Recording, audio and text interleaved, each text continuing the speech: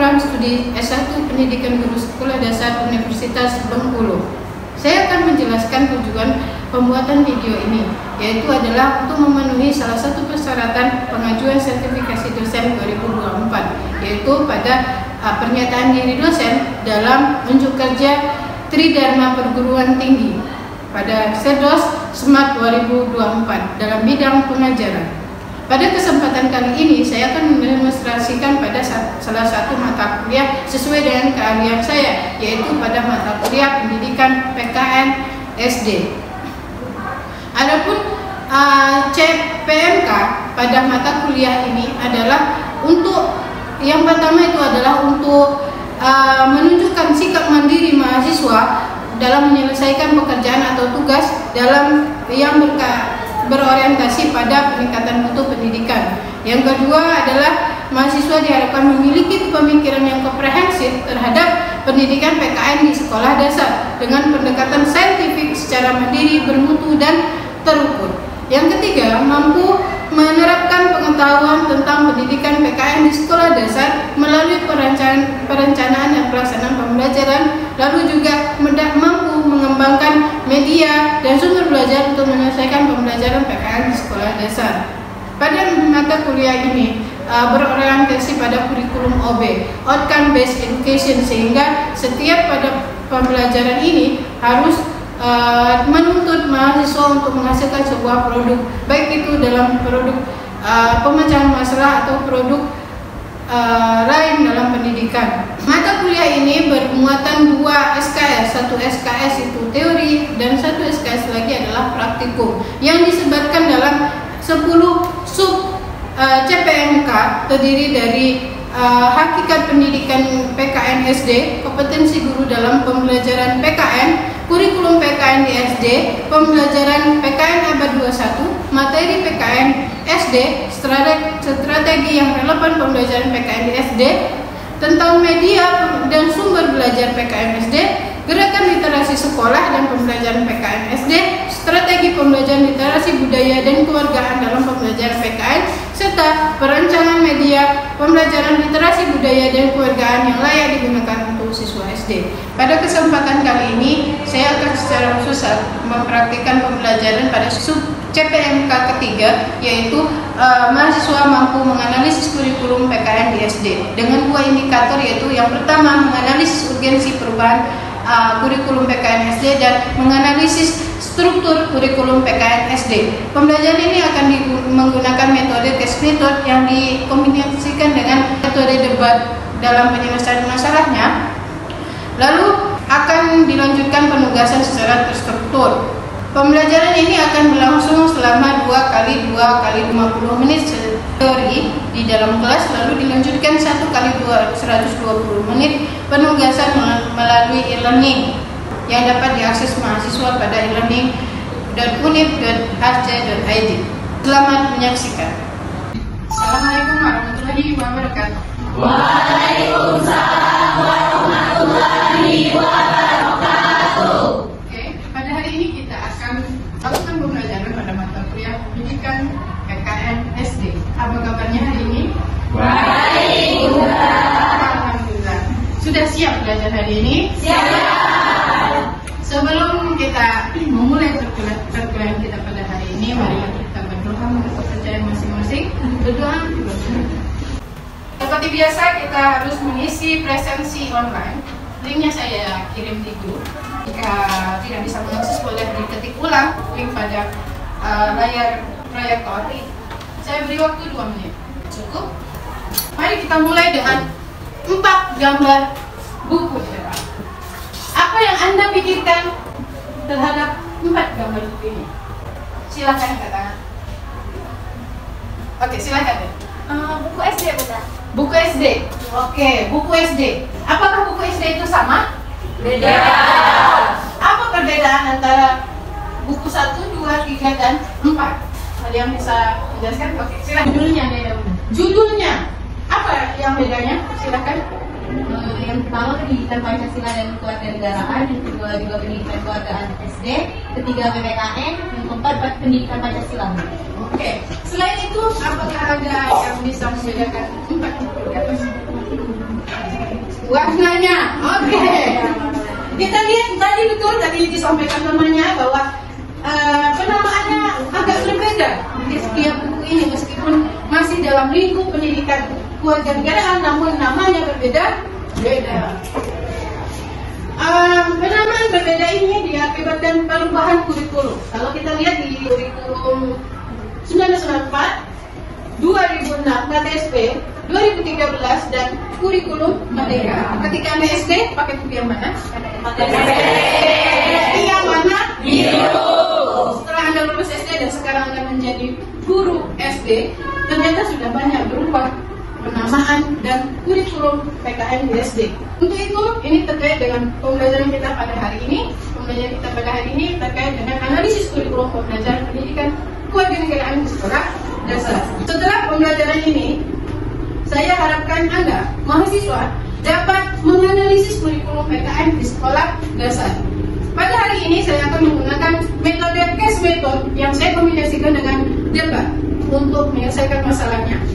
Pada kegiatan ini beberapa tahap yang kita akan lewati bersama adalah yang pertama saya akan menyampaikan materi, lalu saya akan memberikan Anda sebuah kasus terkait dengan kurikulum PKN di sekolah dasar, lalu Anda akan berkelompok dan menyelesaikan masalah yang dibagi menjadi kelompok pro dan kelompok kontra.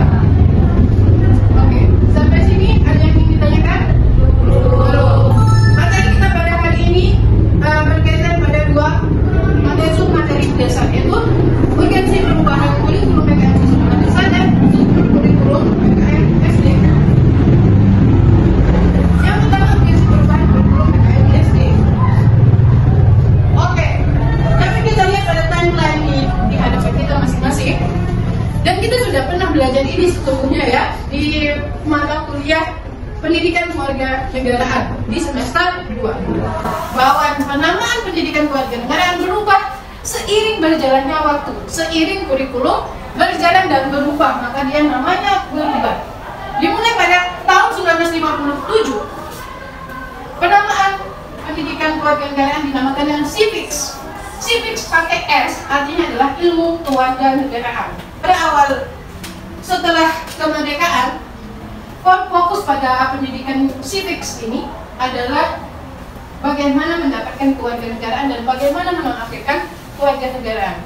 Sangat relate dengan masa itu, di mana negara kita baru saja merdeka dan baru menjadi sebuah negara. Tentu saja perlu ada pendidikan bagi warga negara untuk mendapatkan status kewarganegaraan dan melepas status kewarganegaraannya. Hal ini juga berlanjut pada 1959, namanya juga civics, tapi agak berbeda pada saat ini. Dia akan ditambahkan sebagai masyarakat yang baru katanya. Bukunya seperti itu. Lalu di tahun 1962, pendidikan kewarganegaraan berubah menjadi namanya adalah kewargaan negara, bukan kewargaan negara tapi kewargaan negara. Lalu berubah lagi di tahun 1968 dengan penambahan kata pendidikan kewargaan negara. Di tahun 1975 berubah menjadi PMP. Ada yang tahu PMP artinya apa? Ya, silakan. Pendidikan moral Pancasila. Ya, betul sekali. Pendidikan moral Pancasila.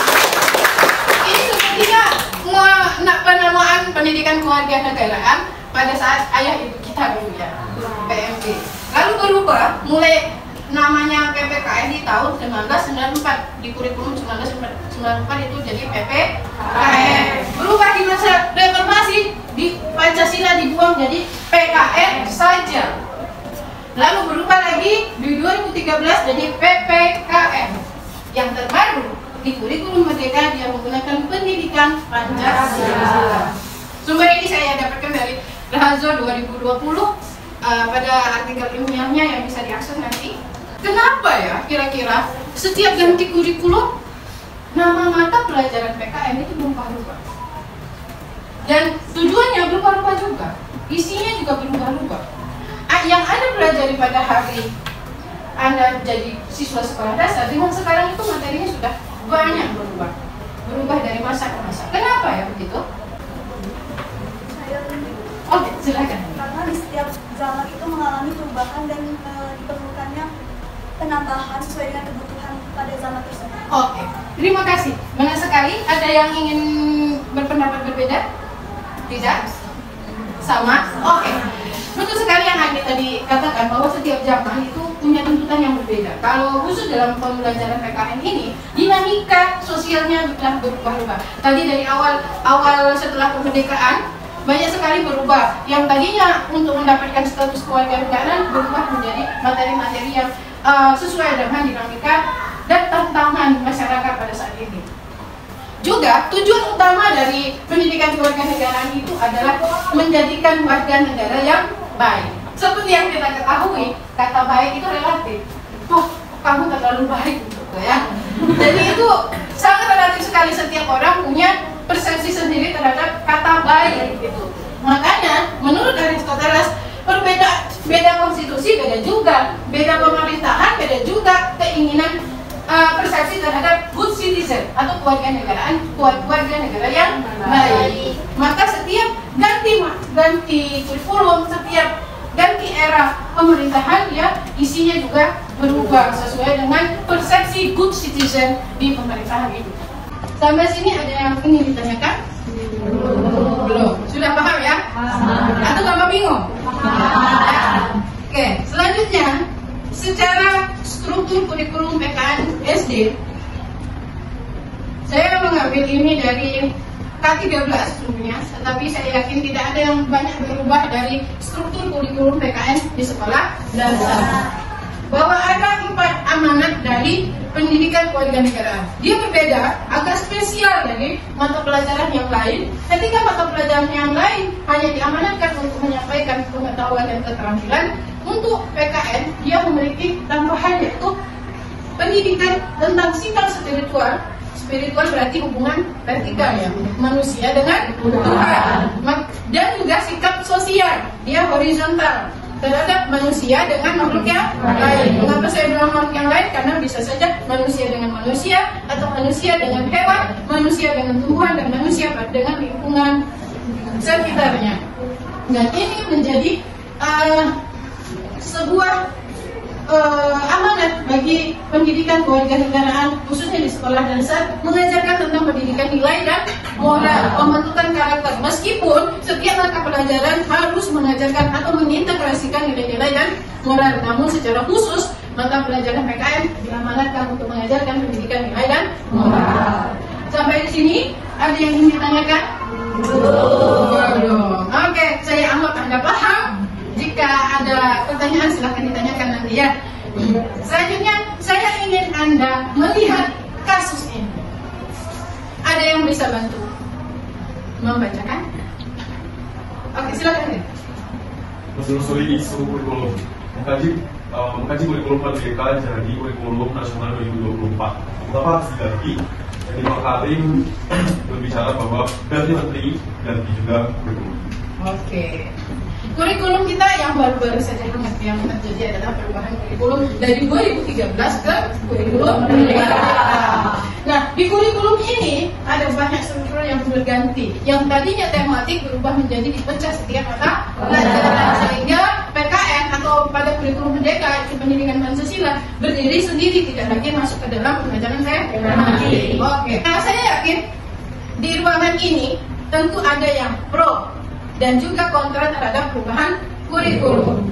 Untuk itu, dari masalah ini, dan ini masalah nasional, saya yakin dalam bidang pendidikan, setiap orang yang berhubungan dengan pendidikan akan membicarakan kurikulum, pergantian kurikulum merdeka. Saat ini, saya ingin Anda membuat sebuah kelompok, silakan nanti dibentuk, lalu saya berharap Anda akan membuat sebuah statement terhadap pandangan Anda terhadap pro atau kontra terhadap pergantian kurikulum dari kurikulum K13 ke kurikulum merdeka. Bagaimana urgensinya dan menurut Anda apakah baik atau justru buruk perubahannya? Silakan untuk mengakses berita Anda bisa scan barcode yang ada di depan. Oke, apakah semua mahasiswa mendapatkan kelompok? Sudah. Oke, jadi kelompoknya dibentuk menjadi 4 kelompok besar yang dibagi menjadi 2 kelompok pro dan 2 kelompok kontra. Oke, seperti ini alur pembelajaran kita. Kelompok 1, 2, 3, dan 4. Kelompok 1 adalah kelompok pro. 2 kontra. Pro lagi, lalu kontra.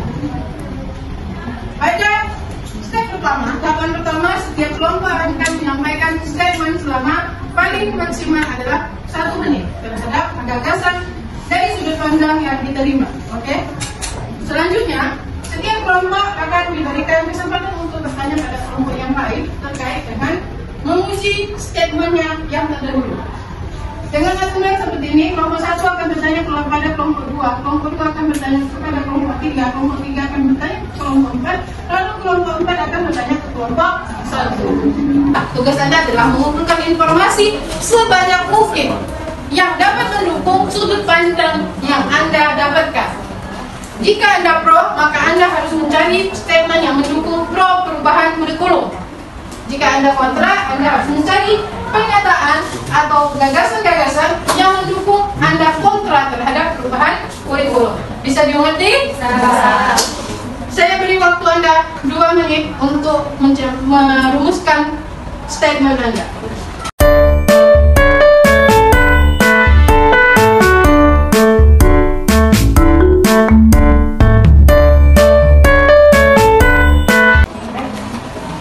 Baik, terima kasih atas kesempatannya Bunda. Saya Luzi sebagai perwakilan dari kelompok 1, yaitu kelompok pro terhadap perubahan kurikulum ke depannya. Mengapa kelompok kami pro terhadap statement ini? Karena terdapat beberapa poin penting di mana saya sebutkan dan saya sesuai dengan yang kami dapat, di mana kurikulum baru ini penting karena hal ini akan menjadi relevan dengan perkembangan zaman. Kurikulum perlu melakukan penyesuaian terhadap perkembangan zaman, di mana anak-anak juga memerlukan pendidikan yang sesuai dengan perkembangan zamannya, seperti itu. Kemudian kurikulum baru ini juga nantinya bisa melengkapi kekurangan dari kurikulum sebelumnya. Seperti yang kita ketahui, masih banyak terdapat kekurangan-kekurangan dari kurikulum sebelumnya, sehingga hal ini bisa dievaluasi untuk meningkatkan kurikulum selanjutnya. Kemudian yang terakhir yaitu bisa menyiapkan generasi masa depan yang visioner, karena sesuai dengan kebutuhan zaman. Seperti itu. Itu saja tanggapan dari kami. Terima kasih. Terima kasih kelompok 1. Silakan kelompok 2. Baiklah, kami akan menyampaikan statement dari kelompok kami berdasarkan dari jurnal yang telah kami dapatkan, itu dari jurnal Andi Prastowo, itu dengan judul Perubahan Kurikulum Pendidikan Pancasila dan Kewarganegaraan SD atau I di Indonesia. Nah, pada kurikulum sebelumnya, itu kan kurikulum K13, itu menghasilkan desain Indonesia yang produktif, kreatif, inovatif, efektif, melalui penguatan sikap keterampilan dan pengetahuan yang terintegrasi. Nah, dari berdasarkan diskusi kelompok kami, menurut kami hasil yang dari kurikulum K13 itu sudah memenuhi tuntutan dari perkembangan pendidikan pada saat ini.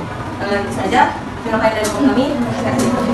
Oke, menurut kelompok 2 bahwa tidak perlu diubah karena kurikulum sebelumnya sudah menjawab tantangan pada zaman saat ini ya.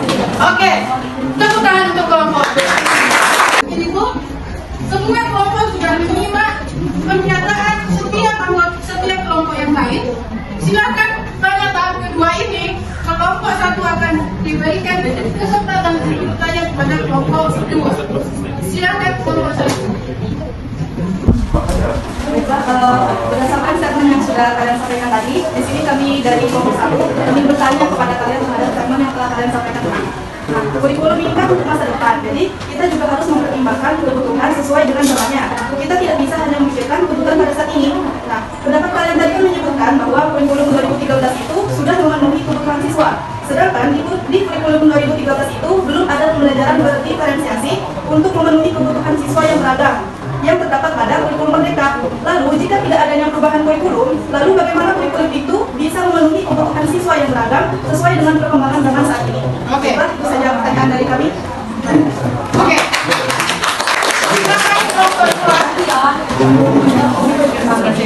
Baik, terima kasih kepada kelompok 2 atas pertanyaannya. Menurut kami dari kelompok 2, mungkin bukan perubahan kurikulum yang dilakukan, namun penambahan atau penginovasian dari metode, kemudian teknik dan juga cara-cara dalam melakukan proses pembelajaran. Nah, kalau kurikulum yang diubah, maka struktur organisasi dari kependidikan itu akan berubah dan berdampak lebih jauh lagi. Nah, jadi menurut kelompok kami yang diubah itu mungkin lebih dari cara pembelajaran, kemudian metode, teknik dan juga model-model yang digunakan.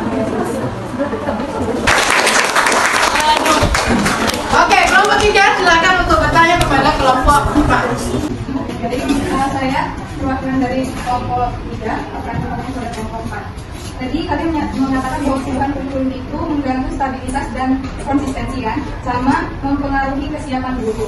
Padahal kalau kita sudah bekerja sebagai guru, kita harus siap dengan tantangan yang ada dan perubahan zaman. Nah, pertanyaan saya, jika menurut kalian perubahan kurikulum ini mengganggu stabilitas dan konsistensi, apakah kurikulum tahun 1984 dengan model CBSA itu catat buku sampai habis itu bisa diterapkan di era sekarang ini? Padahal kita sudah menggunakan zaman digital. Ya. Terima kasih. Jadi bagaimana menurut pendapat kalian? Oke.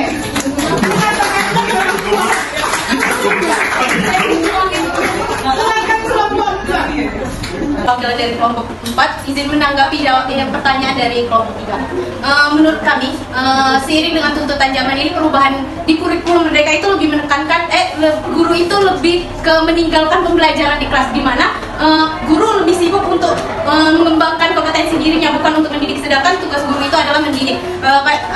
Pertanyaan dari CBSA juga, menurut kami itu lebih ke bukan salah dari kurikulumnya, tetapi CBSA itu metode dari gurunya sendiri untuk menyuruh anak untuk lebih ke aktif mencatat, bukan ke pembelajaran secara langsung. Jadi itu bukan salah dari kurikulumnya, melainkan salah dari metode pengajaran dari gurunya itu sendiri. Baiklah, itu jawaban dari saya.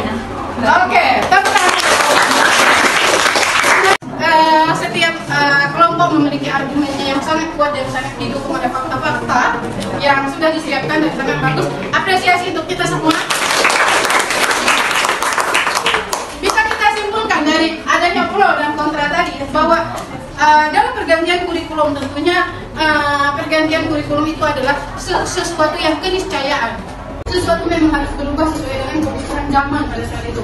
Khusus dalam pendidikan Pancasila terdapat tuntutan dinamika dan tantangan pada sistematika kemasyarakatan atau kewarganegaraan itu sendiri. Lalu dari kelompok 3 tadi sudah kelompok 4 tadi mengatakan bahwa adanya perubahan kurikulum tentunya bukan sesuatu yang mulus-mulus saja. Ada banyak hal yang perlu dipikirkan, terutama pada konsistensi dan keberlanjutan pembelajaran, sehingga kualitas dan mutu pembelajaran tetap harus diutamakan. Jangan sampai adanya perubahan kurikulum yang terlalu padat membuat guru dan siswa sibuk untuk menyesuaikan diri, bukan justru untuk meningkatkan kualitas, tapi sibuk dengan menyesuaikan diri terhadap perubahan kurikulum. Tetapi kembali lagi, perubahan itu perlu kita sambut dengan positif, namun perlu juga kita evaluasi setiap saat sehingga dapat memberikan masukan kepada pemerintah dalam hal ini, dalam pengembangan kurikulum. Untuk itu, mari kita duduk kembali seperti sedia kala, duduk secara klasik. Oke, tadi kita sudah belajar banyak mengenai menganalisis perubahan kurikulum pembelajaran PKN di SD. Sekarang saya minta beberapa orang, apakah ada yang bisa menyimpulkan pembelajaran kita pada hari ini? Oke, silakan dulu deh, Rodes. Menurut saya sejalan dengan pendapat saya yang mengatakan bahwa perubahan kurikulum itu memang harus sesuai dengan tuntutan zaman. Pada saat ingin mengubah kurikulum itu seharusnya kita harus mengevaluasi kekurangan apa yang terjadi dalam kurikulum sebelumnya, sehingga pada saat ingin mengubah itu bisa mungkin kita memodifikasi yang sedikit kekurangan tadi. Baru kalau tidak bisa, memang tidak bisa dimodifikasi lagi, baru diubah. Karena pada saat ingin mengubah kurikulum kita juga harus memikirkan guru-guru, para prasarana dan kemudian sekolah-sekolah yang tidak bisa menerapkan kurikulum tersebut. Jalan dengan pendapat Bunda yang mengatakan bahwa jangan guru dan siswa sibuk menyesuaikan diri dengan kurikulum. Jadi itu, jangan hanya ingin mengubah saja, tapi harus dapat dampak positif. Oke, terima kasih. Tadi sudah disampaikan Rodes bahwa perubahan kurikulum adanya juga mempertimbangkan banyak hal, terutama pada kesiapan sekolah yang sebagai ujung tombak dari perubahan kurikulum. Perubahan kurikulum itu kan di atas, pada kenyataannya yang harus dilakukan itu adalah guru dan siswanya harus siap dari perubahan itu. Dari pendapat Rodes juga tadi mengatakan bahwa perubahan kurikulum itu seharusnya tidak signifikan, hanya mengubah beberapa hal, mengevaluasi yang kurang lalu ditingkatkan pada kurikulum berikutnya tanpa harus mengubah secara keseluruhan isi kurikulum, sehingga penyesuaiannya juga tidak terlalu signifikan. Ya, mungkin itu. Terima kasih. Untuk yang lain juga saya rasa Anda semua paham dan sangat memahami adanya perubahan kurikulum, terutama pada pembelajaran PKN di sekolah dasar. Untuk itu, mari kita lihat seberapa banyak, seberapa paham Anda terhadap materi yang tadi baru saja kita pelajari. Jangan mengerjakan kuisis. Silakan masuk pada link yang sudah saya bagikan.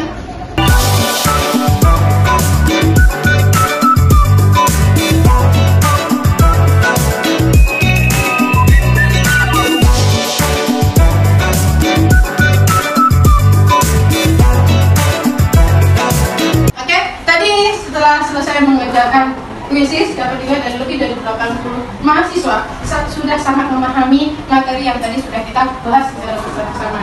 Tentunya perlu ada pengayaan berikutnya melalui tugasnya nanti. Tapi sebelum itu, bagaimana pendapat Anda tentang pembelajaran kita pada hari ini? Apakah pembelajaran ini menyenangkan? Menyenangkan. Lebih seru debat atau seperti biasa diskusi? Oke. Maka untuk pertemuan berikutnya mungkin kita akan beberapa kali menggunakan metode ini jika metode ini Anda sukai. Bagi yang tidak Anda sukai, adakah?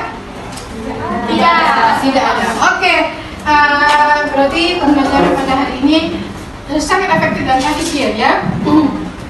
Selanjutnya, hari ini kita sudah belajar mengenai analisa kurikulum pendidikan kewarganegaraan di sekolah dasar. Tugas Anda adalah nanti menganalisis buku siswa pada kurikulum merdeka, apa yang berubah jadi kurikulum yang lama, kurikulum yang baru ini, khususnya pada pembelajaran PKN berubah menjadi PPKN, berubah menjadi pendidikan Pancasila. Tentu isinya ada yang berubah, tapi esensinya saya yakin tidak akan berubah.